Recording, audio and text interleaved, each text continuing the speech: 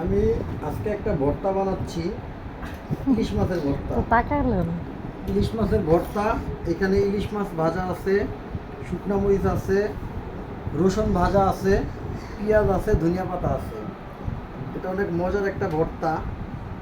এটা হচ্ছে প্রথম আমরা খেয়েছিলাম মাওয়া ঘাটে। এটা কাঁটাগুলো বেছে নিতে হয়। এই যে ভর্তাটা এখন মিক্স করবো, এটা হচ্ছে ইলিশ মাছ, এটা হলো রসুন, এটা পেঁয়াজ, এটা মরিচ, শুকনো মরিচ, এখন মিক্স করবো। এটাতে অবশ্য সরিষার তেল ব্যবহার করতে হয়, আমি সরিষার তেলই ব্যবহার করছি।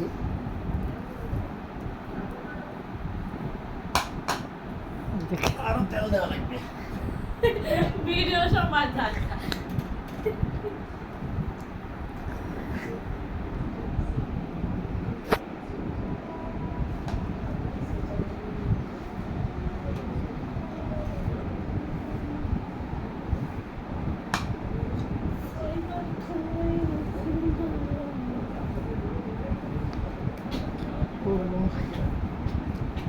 পড়বো আস্তে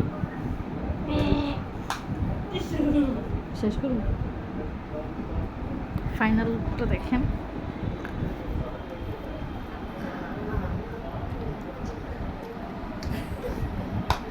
লবণ লাগবে, লবণ শেষ করে দাও।